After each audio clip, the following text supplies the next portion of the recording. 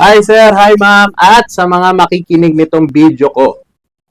Okay, so maganda yung tanong po ni ma'am at ni sir na asawa po niya. Ang tanong po nila ay kung required po ba ang bank loan or loan approval or bank guarantee dun sa program na sinishare ko sa inyo. Okay, required daw ba agad? Okay, so bago po yan, ipapaliwanag ko po muna sa inyo yung definition ng bank loan or kung saan po ito ginagamit at para saan to. Okay? So, sa mga brand new units sa condominium, house and lot, yan. Ang mga developers po ay mayroon payment terms kung tawagin. Kumbaga, yun yung way kung paano tayo pagbibili natin ng property sa kanila, kung paano tayo magbabayad, gano'n. So, meron kasi nahahati kasi yan sa parang tatlong stages. Okay? Yung unang stage natin, mahilig ako sa tatlong stage eh. Easy 1, 2, 3 nga yung process, yung program natin. So, eto naman, tatlong stage din yung sa developers. Unang stage is reservation stage. Yun yung reservation na kadalasan yung parang maliit na amount, nasa mga 50K na reservation para lang ma-hold sa inyo yung unit. Then, sumunod nun is down payment. Or dun sa mga ibang mga dating term is equity, down payment. Pangatlo is yung balance. Okay, so tatlo yan. Ha? Yan yung madalas na term. So, pera na lang doon sa ibang mga cash payment, deferred payment. So, ito yung madalas. Madalas sa lahat ng developers, almost ganito pare-parehas. Okay? Hindi lang sa SMDC. So, una, nag-reserve tayo. Okay. Pangalawa, down payment. Pangatlo, yung bank or yung balance. Okay. Yun kasing down payment, nire-require yon kung sakali man bank financing kayo ha. Nire-require yon even pag-ibig financing. Nire-require yon ng loan institution at ng developer. So, kadalasan yan is nasa mga 15% to 20% ng total cost ng property. Parang sasakyan, di ba?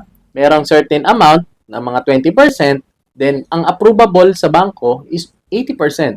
So parang ganun din naman sa property ng bahay or ng mga real estates. So, reserve tayo, then down payment natin nasa 15 to 20%. Then balance is 80%. Yung balance kasi, yun yung doon papasok sila mga bank financing, pwede ring full cash, pwede ring kalahati cash, kalahati bank financing. So depende yan. Depende yan sa developer na makakausap nyo at sa agent. Sabagay, yung agent kasi parang yun lang naman yung kung ano yung utos ng company, yun lang din susundin niya. Okay? So, kasi yung program natin yung naka-center sa SMDC or nakapokus sa SMDC, share ko sa inyo yung process doon sa loob ng SMDC tungkol doon sa bank loan na yan. Okay. First, reservation. Second is down payment. Yung down payment natin nahahati sa dalawang part. Isang spot down payment. Pangit. Isang spot down payment at isang spread down payment. Okay. So, dalawa yan. Yung una is spot down payment na 5%. Yun lang hinihingi ng SMDC para magamit natin yung property. Imagine, para sa sasakyan, di ba?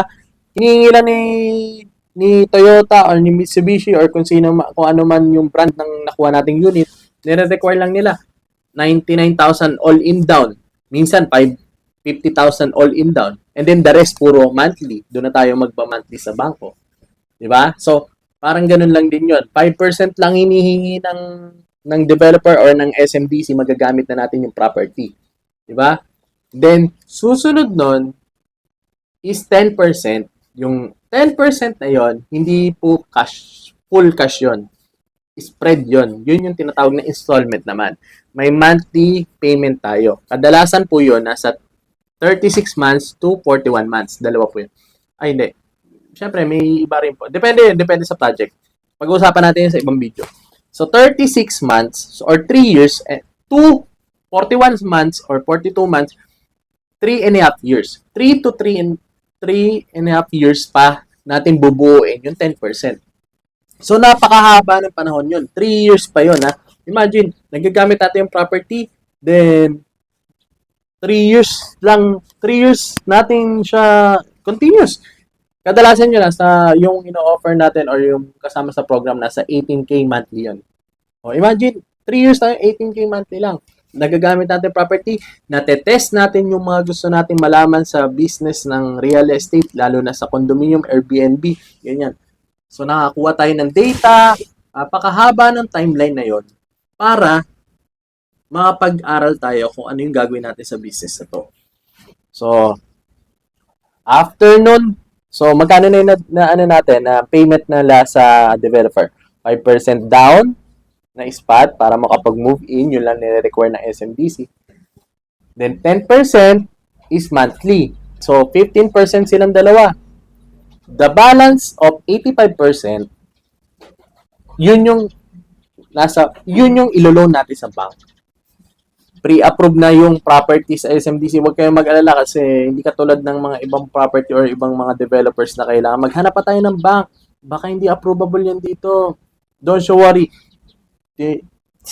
Na ayos na yun. Kumbaga, papa-approve na lang natin yung property nila.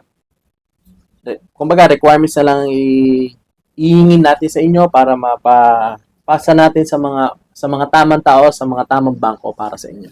Okay? So, ayun. Doon siya papasok yung down payment, yung balance, yung bank loan approval. So, ang suggestion ko dito, tip to ang suggestion ko dito, madalas to mga 6 months bago matapos yung last payment mo sa down payment mo. Kumbaga, kunwari, December 2024 ka magtatapos. July ngayon. So, 6 months yan. Pa-process mo na. Pa-process na natin yan. Hingin ko na sa inyo requirements. Ma'am, akin yung mga requirements nyo. Pa-approve na natin sa bank approval yan. Ay, sa mga bangko yan. Para, ready na tayo pagdating doon sa dulo na yon, kumbaga, sa December 2024. Kung gano'n na. At may isa pang tip.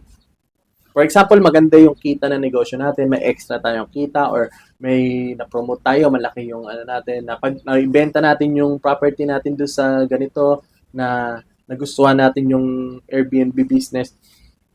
Yung pinagbentahan natin, for example, 5 million yung balance. 5M. Pwede nating bayaran na yung kalahati or nasa 3 million. May sobra tayong 3 million, 2 million na lang ang balance. So, 2 million na balance, yun na lang ang i-loan natin sa bank. So, mas maliit na yung loan. Mas maliit na rin yung interest. Di ba? So, ganun yung tip. So, nakakuha ko yung 2 tip. Okay? So, pinakasagot dyan, summary niyan, yung pinakasagot lang muna doon, is kung required na ba daw agad para sa program natin, yung bank guarantee, loan approval, bank loan, ang sagot po dyan ay hindi pa po muna. May timeline para dyan. Actually means, madalas, mga 3 years pa po. Pero, syempre, depende pa rin sa payment terms natin. Basta, upon dun sa program natin ng Airbnb business or sa magamit natin property or move in agad, hindi pa po nire-require yan. Di ba? Nakakuha kayo ng magandang tips, tapos nakakuha kayo ng maraming aral. So, sinishare ko po sa inyo yung mga knowledge na yan at yung mga Kasi yan din naman sasabihin ko sa inyo pag nag-inquire kayo sa akin. Na, paano ba yan? So, eto, may nagtanong ng ibang mga client, gumawa na akong video kung anong sagot ko para sa kanya, at soon, mapapanood mo rito, mapapanood mo na yung pinakasagot dito. So, hindi mo na iisipin gano. Di ba? So, lahat ng mga gumugulo sa isip nyo, mga concern nila, mga pwede kong maitulong with regards sa real estate, message nyo lang agad. Then, tatry natin sagutin yan as soon as possible. Okay, gagawa natin video yan kasi gusto ko ma-share to sa lahat. Okay, so, this is Ari Singson, your camper broker. Bye-bye! So, sakto, 10 minutes yun, ha? Bye-bye.